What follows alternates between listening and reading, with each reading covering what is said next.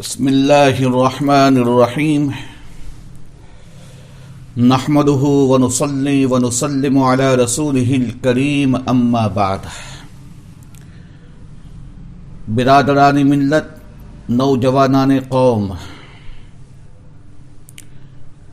گزشتہ کل کے درس اور سبق میں آپ حضرات اور احباب کی خدمت میں چوری کی مروجہ صورتوں کو بیان کیا تھا اور وعدہ اس بات کا کیا تھا کہ بقیہ صورتیں انشاءاللہ تعالی آئندہ کل بیان کی جائے گی۔ چنانچہ اسی وعدے کے مطابق ہم آج کے درس اور سبق میں آپ حضرات کی خدمت میں بقیہ صورتیں پیش کرنے جا رہے ہیں۔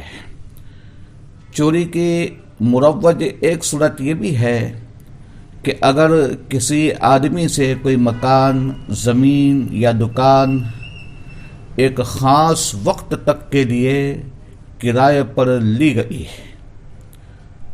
بھاڑے کے اوپر لی گئی، تو وقت گزر جانے کے بعد مالک کی اجازت کے بغیر اسے اپنے استعمال میں رکھنا بھی اسی وعدہ خلافی اور غصب میں داخل ہے۔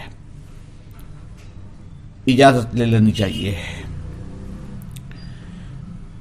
ایک اور صورت بھی بہت ہی مروج ہے اور چل رہی ہے۔ بک کی کتابوں میں، بک اسٹالوں میں، جہاں کتابیں، رسائل وغیرہ فروخت کی جاتی ہے، ایسی دکانوں میں کتابیں، رسالے اور اخبارات اس لیے رکھے جاتے ہیں کہ ان میں سے جو پسند ہو لوگ انہیں خرید سکے۔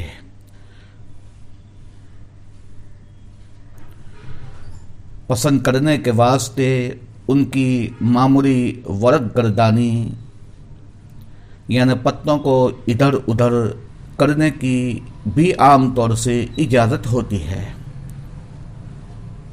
لیکن اگر دکان پر کھڑے ہو کر کتابوں، اخبارات یا رسالوں کا باقاعدہ ابھیاس، وانچن اور مطالعہ شروع کر دیا جاوے جبکہ خریدنے کی نیت نہ ہو، تو یہ بھی ان کا غاصبانہ استعمال ہے جس کی شرعاً اجازت نہیں ہے۔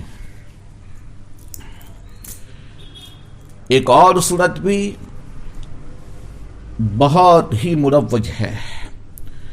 بجلی کا میٹر گھروں میں، دکانوں میں، فیکٹریوں میں، کارخانوں میں بجلی کے میٹر لگے رہتے ہیں، تو بجلی کا میٹر یا تو بند رکھنا، بند کر دینا، یا اسے آہستہ رکھنا یا کرنا، یہ بھی چوری اور دھوکے میں داخل ہے، اور دھوکہ دینا شرعاً یہ صحیح نہیں ہے۔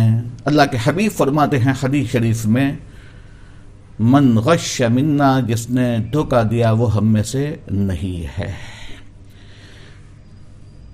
تو یہ جو چوری کی مروجہ صورتیں ہیں وہ آپ کے سامنے گزشتہ کل اور آج کے درس اور سبق میں بیان کی گئی، پیش کی گئی۔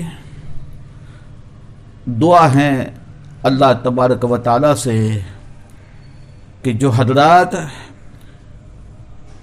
ان چوری کی مروجہ صورتوں میں مبتلا ہے، کر رہے ہیں، بچنے کی توفیق عطا فرماوے۔ آمین یا رب العالمین۔ یا رب صلی وسلم دائما ابدا علی حبیبک خیر الخلق کلہم وما علینا الا البلاغ۔ السلام علیکم ورحمۃ اللہ وبرکاتہ۔ دعاؤں کی گزارش ہے۔